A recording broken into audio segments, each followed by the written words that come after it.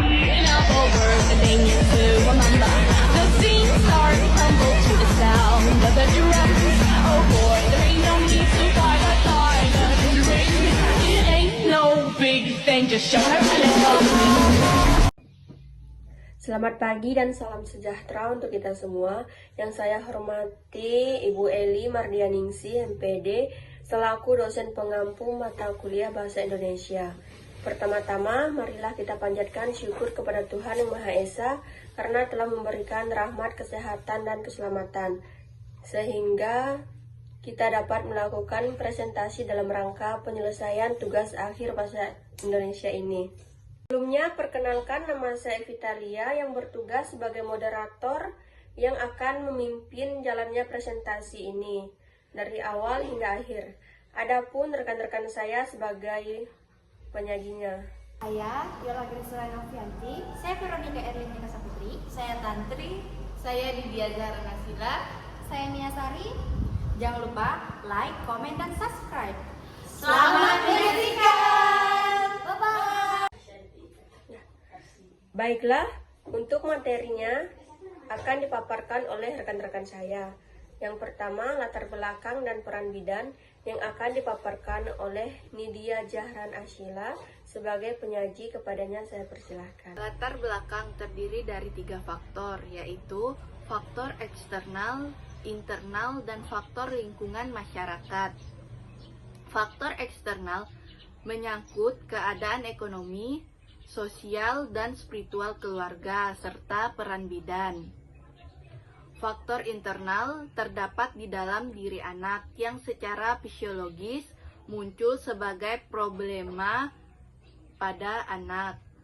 Faktor lingkungan masyarakat, kurangnya pengetahuan ibu mengenai kebutuhan-kebutuhan dasar yang harus dipenuhi anak pada masa pertumbuhan dan perkembangan. Peran bidan adalah memberikan informasi yang baik dan benar berkaitan dengan kebutuhan dasar yang harus dipenuhi. Terima kasih kepada rekan saya Nidia sebagai penyaji yang telah memaparkan materinya. Baik, untuk selanjutnya rumusan masalah dan tujuan yang akan dipaparkan oleh Veronica Erlin Eka Saputri sebagai penyaji. Saya persilakan. Jadi, tujuan dari rumusan masalah yang kami ambil di atas adalah yang pertama, kita bisa mengetahui bagaimana definisi bayi baru lahir. Yang kedua, kita bisa mengetahui bagaimana cara mencegah infeksi tali pusat yang dialami oleh bayi. Dan yang ketiga, kita bisa mengetahui bagaimana adaptasi bayi baru lahir terhadap lingkungan yang di luar. Terus yang terakhir, kita bisa mengetahui bagaimana imunisasi pada neonatus bayi dan balita. Nah, rumusan masalah yang kami ambil di sini ada 4. Yang pertama, bagaimana definisi bayi baru lahir. Yang kedua, bagaimana pencegahan infeksi tali pusat pada bayi baru lahir. Yang ketiga, bagaimana adaptasi bayi terhadap lingkungan di luar. Dan yang keempat, bagaimana imunisasi pada neonatus bayi dan balita.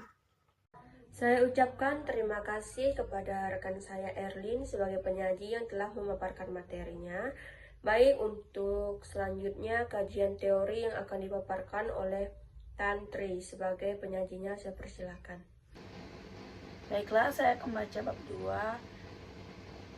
2, yaitu kajian teori tentang neonatus bayi baru lahir. Neonatal adalah bayi baru lahir yang menyesuaikan diri dari kehidupan di dalam uterus ke kehidupan luar uterus. Yang kedua, bayi adalah manusia yang baru lahir sampai umur 12 bulan yang ditandai dengan pertumbuhan dan perkembangan fisik yang cepat disertai dengan perubahan dalam pembentukan gizi. Yang ketiga, balita adalah anak yang menginjakkan usia di atas 1 tahun atau lebih. Populer dengan pengertian anak di bawah 5 tahun, balita adalah istilah umur bagi anak usia 1-3 tahun atau balita, dan anak persekolahan 3-5 tahun. Selanjutnya, neonatal atau bayi baru lahir. Proses penyesuaian fungsional neonatus dari kehidupan di dalam uterus ke kehidupan di luar uterus. Pencegahan infeksi. Penata laksanakan awal yang harus dilakukan pada bayi baru lahir karena bayi baru lahir sangatlah rentan terhadap infeksi. Upaya yang dilakukan untuk mencegah terjadinya infeksi pada bayi baru lahir yaitu yang pertama, pencegahan infeksi pada tali pusat, yang kedua, pencegahan infeksi pada kulit, yang ketiga, pencegahan infeksi pada mata bayi baru lahir, yang keempat, imunisasi. Kenapa bayi baru lahir rentan sekali terkena infeksi? Yaitu karena bayi baru lahir. Kenapa bayi baru lahir rentan sekali terkena infeksi? Yaitu karena bayi baru lahir, terutama bayi prematur, memiliki sistem kekebalan tubuh yang belum berkembang dan lebih rentan terhadap infeksi. Saya ucapkan terima kasih kepada rekan saya Tantri sebagai penyaji yang telah memaparkan materinya. Baik, untuk selanjutnya lanjutan kajian teori dan pembahasannya yang akan dipaparkan oleh Mia Sari sebagai penyajinya, saya persilahkan. Baik, saya ucapkan terima kasih kepada moderator atas kesempatan yang telah diberikan kepada saya. Untuk selanjutnya saya akan membahas mengenai lanjutan dari kerangka teori dan pembahasan. Untuk lanjutan yang pertama yaitu pertumbuhan. Bertambahnya jumlah dan besarnya sel di seluruh bagian tubuh yang secara kuantitatif dapat diukur seperti tinggi badan, berat badan, dan lingkar kepala.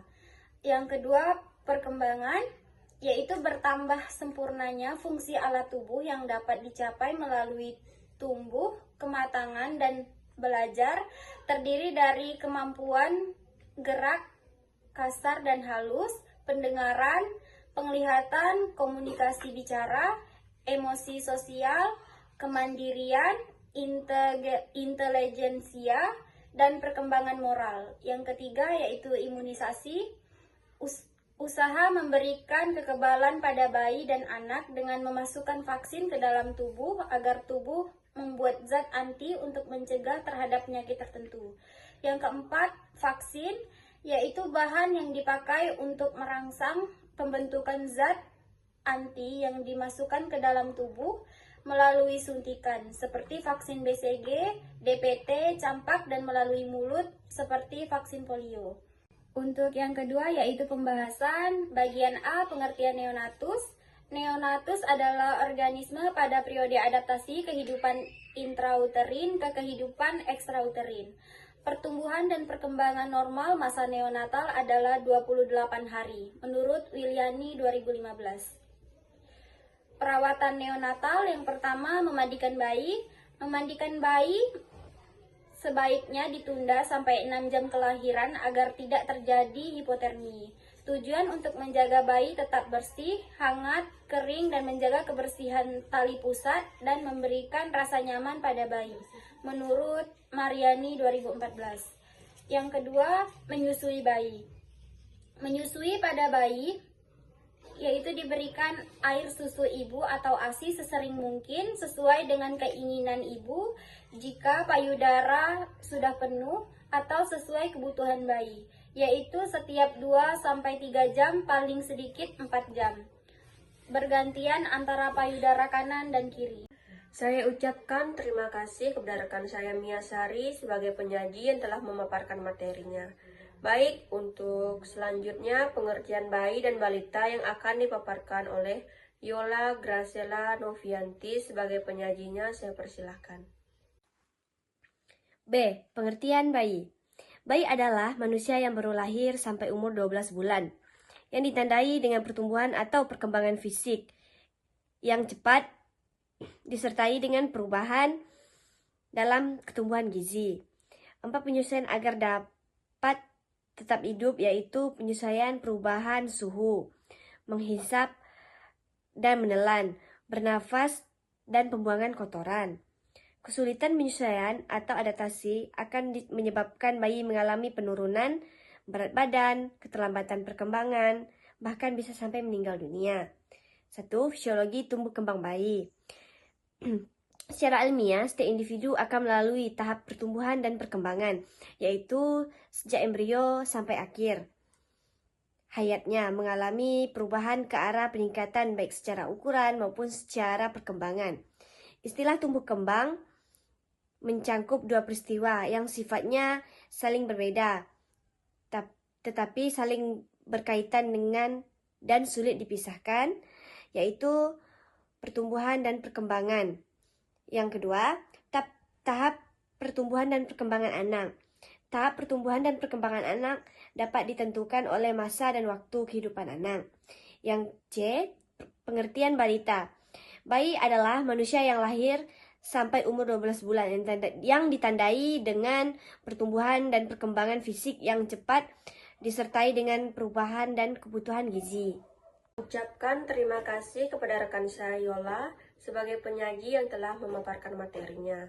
Baik, untuk selanjutnya saya akan menyimpulkan materi-materi yang telah disampaikan oleh rekan-rekan saya. Neonatus adalah bayi baru lahir yang menyesuaikan diri dari kehidupan di dalam uterus ke kehidupan di luar uterus.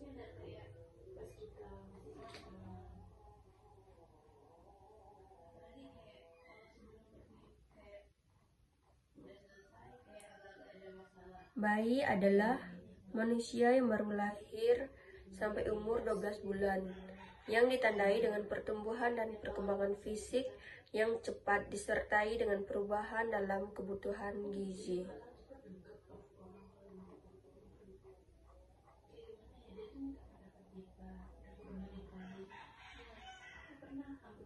Balita adalah anak yang telah menginjak usia di atas 1 tahun atau lebih populer dengan pengertian anak di bawah 5 tahun. Kemudian pertumbuhan adalah bertambahnya jumlah dan besarnya sel di seluruh bagian tubuh yang secara kuantitatif dapat diukur seperti tinggi badan, berat badan, dan lingkar kepala. Kemudian perkembangan adalah bertambah sempurnanya fungsi alat tubuh yang dapat dicapai melalui tumbuh kematangan dan belajar. Terdiri dari kemampuan gerak kasar dan halus. Baiklah, hanya ini dapat saya simpulkan dari materi yang telah disampaikan oleh rekan-rekan saya.